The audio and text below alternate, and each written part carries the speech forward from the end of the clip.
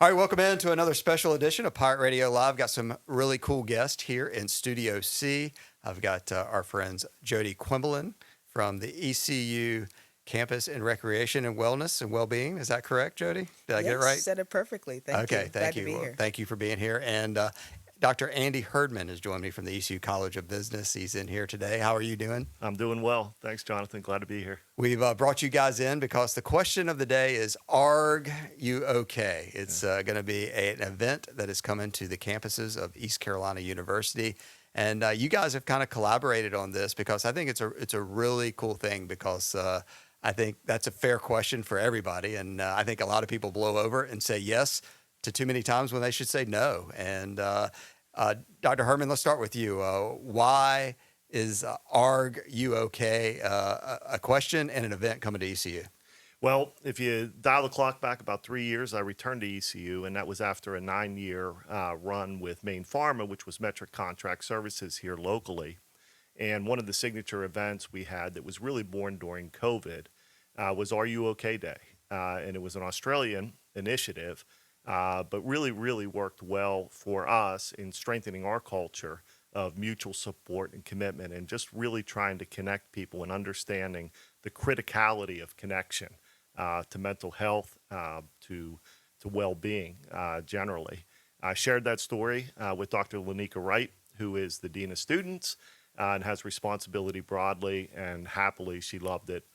We coordinated with the folks over in Australia and decided to do two things. Number one, introduce it on the campus as a concept and give it a focal day. So have Are You OK Day as a component of Wellness Week, and also extend it to the community and invite employers and organizations to be a part of the effort, and really as a community-wide effort to connect people and to raise awareness around the power of connection and community in battling mental health issues and challenges.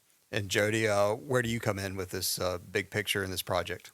Yeah, so over at Campus Recreation and Wellness, I work on an amazing hybrid team where I oversee our mental health stress management programming. And so we are going to kind of come in, and Argue OK Day is going to be just a part of a larger hashtag You Matter ECU week. For those of you who are not familiar with that campaign, the hashtag You Matter ECU campaign was designed in January of 2021 to go ahead and actually combat social isolation, normalize conversations around mental health, and just let people know that there is hope and that there is help. And so we've been running these resource fairs and little pop-up events continuously each semester since then. And we're really happy to be joining in throwing the Argue OK Day events. They'll be at the end of You Matter Week on Wednesday, March 25th. That's going to be main campus from 11:30 a.m. to 3:30 p.m. And then we'll be at Health Sciences campus the next day, the same time on Health Sciences West Porch. But leading up to that, we'll have these hashtag You Matter mini events from 11 a.m. to 1 p.m. at the Belk building. And then again at Health Sciences Wellbeing Hub from 11 a.m. to 1 p.m. So I will be present at each one, and I'm going to be really excited to see everyone out there. Andy, everybody suffers at some level with anxiety, depression, isolation, even, and you've got some cool stats. It affects you no matter how old you are, either. It doesn't discriminate at all. So across all levels, income levels, race, it doesn't matter who you are. You can, and it's important, as you said. The isolation's bad, but the connection's important. What are some of the things you've learned through this project? I mean, it's really remarkable. The CDC recently suggested that the impacts of isolation are as significant as smoking 15 cigarettes a day on your health and well-being. And that sort of was a punch in the face for me. But certainly we see a growing prevalence of folks that are reporting a sense of isolation and a sense of disconnection. And there are, as you suggested, Jonathan, vulnerable populations, but it does impact everybody. And those two vulnerable populations are young people who presumably are the most connected of all via social media, and yet are reporting in growing levels of isolation and disconnection. So getting people to speak to one another, getting people to connect face to face really operates as an imperative. And again, the connection between isolation and anxiety, depression, and even suicidal ideation is really quite strong. and is something that we're all sort of, I think, mutually obligated and able to battle directly. Jodi, what are you hoping folks when they come out to the event on the 25th and 26th of March? What are some of the goals and connections you're hoping to make at those days? I think the big takeaway that I would want everyone to experience is that if they look around, they have so many campus partners and campus resources and community partners and resources that are accessible to them, even when they might feel alone. And so just taking the time to actually go around to each table, engage with what we have to offer. Um, and then in addition to that, I would say this is a highly immersive and engaging experience. We don't want to just throw information at you at each table and hand you a few flyers and send you on your way. While those flyers and handbills will be out there, we want you to really engage in each activity. So, we're not just going to teach you about mindful breathing. We're going to actually have you sit down, touch grass, do some yoga stretches, just engage with whatever we have going on. So, really just take part and be an active participant in your life that day. Andy, I got a chance to meet you because you've reached out to us because we're bringing in Jay Glazer as our leadership luncheon speaker. And of course, we've talked about him for months now that he's bringing a story of how he battles anxiety and depression and turns it into his message of turning your mental health into your mental wealth. And we were able to talk. But why are you so passionate about this event and working with people through ECU?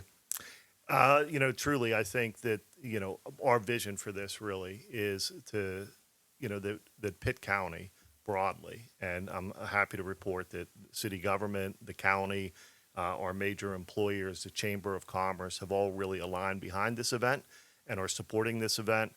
But ultimately, I imagine and envision sort of a wake-up call, an annual wake-up call on Are You OK Day about this idea that we need to connect with one another. And sometimes, Jonathan, it feels so cumbersome.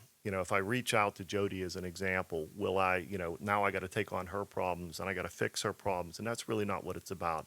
It's simply about asking a simple question. Hey, are you okay? And then listening attentively, and ultimately not solving their problems, but pointing them to people and the abundant resources in our community and on our campus that can really support and restore them to full mental health and well-being. So for me personally, I have three kids in their late teens. I teach college kids every day, and I'm involved in the community, and I have a history in organizations, and I know how impactful this can be and how important community is independent of context. What are some things when you just mentioned how many people you interact with a lot of people every day, obviously starting at home all the way to college. How do you know if are they okay? And then how do you know if they're being truthful if they respond back to you? I think a lot of it is built on relationships and the idea that we notice change, right? We notice withdrawal.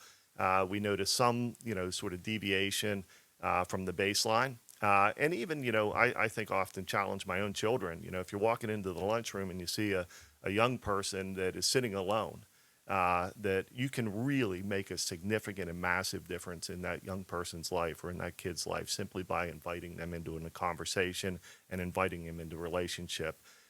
So across my lifetime, when I've witnessed folks that are struggling, generally our natural response is to withdrawal. But truly, when we withdraw, it becomes a sort of a downward spiral. And this is all about arresting that spiral and getting connected and reaching out and understanding our obligations to one another.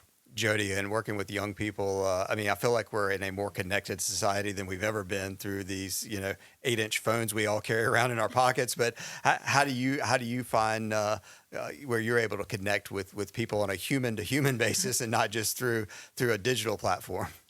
And that's the ongoing question that we ask ourselves every single day. While we are really attached to our phones, I work with students every day, and they're all phenomenal and talented. And I even have to, tell myself sometimes to look up from the phone, and life is happening right now and right here. And this is where the real connection happens when we're sitting here face to face, like we are in this room. I would say my biggest ask of the community when they come out to events like this is really just to put the phone away for a second, look around and just say hello to somebody that you didn't know, or Maybe, someone, if you see someone, just compliment them. If you like their shoes, throw the compliment out. It never hurts, because you never know what that compliment could end up leading to. We've seen people make really strong friendships, connections, lifelong friends, even partners who come out to our events. And so I really want everyone to just, engage and put their best foot forward. It's really amazing the conversations you can have with people that will change the perceptions that you may have of just by looking at somebody or just seeing a picture of them or seeing what their title is at their job or what they've accomplished. It's when you get a little deeper, the relationships, as you say, Andy, is what really gets down to the boiling point of how you can help people or how they can help you. Yep. I agree. And just to sort of dovetail on that thought and Jodi's, I think sometimes we have this attempt to be connected to everybody simultaneously, right? We're answering text, we're on Instagram, we're on social media.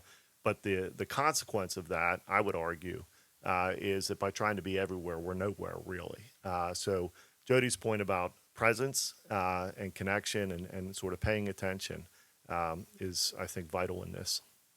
Arrrgh OK Day coming March 25th, 26th. Andy, as you said, it's Arrrgh OK. It's okay not to be okay. That's right. But it's not okay to sit in isolation and do nothing about it. So it's kind of, I was kind of thinking through this. It's kind of like, hey, Earth Day should be every day, but I mean, Arrrgh OK Day should be every day too. I mean, if you think about it, and I loved what you said earlier is, hey, look, it's not your job to take on someone's problems and fix them. It's your job to help let them know, hey, it's okay, and try to guide them to some of the resources and stuff. So if someone's listening and watching right now, what would be if they say, hey, look, maybe I'm not okay? Where would you direct them right now to get that starting point if someone is out there wondering what they should do? Well, I think the first thing to do is to pick up the phone. And certainly, there are the Real Crisis Center and other groups. The counseling center on campus is absolutely phenomenal. I know those folks personally. And I would certainly trust my children with them if they were in a struggle. And organizations, many of the participating organizations, folks like Heister Yale and other major employers, have well-developed employee assistance programs, and featuring that really and pointing people to those free resources is a simple step. And it matters, and it is, again, it can change the trajectory of a life. Jodi, let's give the details. March 25th, it's going to be on the campus of East Carolina University, kind of right behind the Student Center, right? Let's give the details of when it's going to be in case anybody wants to stop by, or of course, all students are going to be walking campus that day and hopefully swing by and get some information from you. Yeah, absolutely. So on main campus Student Center lawn, that's going to be on March 25th. That's Wednesday. That's where we'll be from 11:30 to 1 p.m. And then the next day, we'll be there from 11:30 a.m. to 1:30 p.m. And that's going to be HSC West Porch. That's going to be out on the West Campus, out by the hospital is where it's going to be. So lots of details. Is there a website or a phone number people can contact if they want to get some more information about this event? Absolutely. So as I mentioned, we have a significant Pitt County schools, city government, the county government, and most of our major employers, and I mentioned Heister Yale as one, are doing something, right? Some event to build community, to build education, and give people that opportunity to connect. So this is truly extends well past the campus, and is really, our effort is to be a community effort. So if you're interested, the best place to do, and the first stop should be Are You OK? Exactly how it sounds, or R, the letter U, OK, _ Pitt County on Instagram would be a first great step, or reach out to me directly at Herdman A21 at ECU.edu, and we will make sure that your organization has everything it needs to participate. Jodi, any closing thoughts you have as you prepare for this big event? Are you okay? Let's find out. Come join us on Wednesday. Dr. Herdman, anything you want to know? You've given so much great information here today. I think this is just terrific. I applaud the university, and I applaud the employers who have embraced this, the Chamber of Commerce, and so I'm grateful. And I hope that this becomes an annual tradition in Pitt County and gains momentum. Absolutely. Check out all the details that we gave you here today, and just hey, look, next time you're opening a door from somebody, or you Yes. never know what kind of connection or how you can help somebody or how they may help you. But I appreciate you guys and all the efforts you're putting together, and I look forward to a couple of great days of helping people out. And hopefully that gets contagious and they do it every day. Yeah, and thank you, Jonathan, to Pirate Radio, for embracing this. The Jake Glazier event is really serendipitous in terms of its timing. So let's use that week to bring the community together and raise awareness and focus. Absolutely. Thank you guys for being here. Look forward to hearing about the great results. Thank Thanks, you so John. much.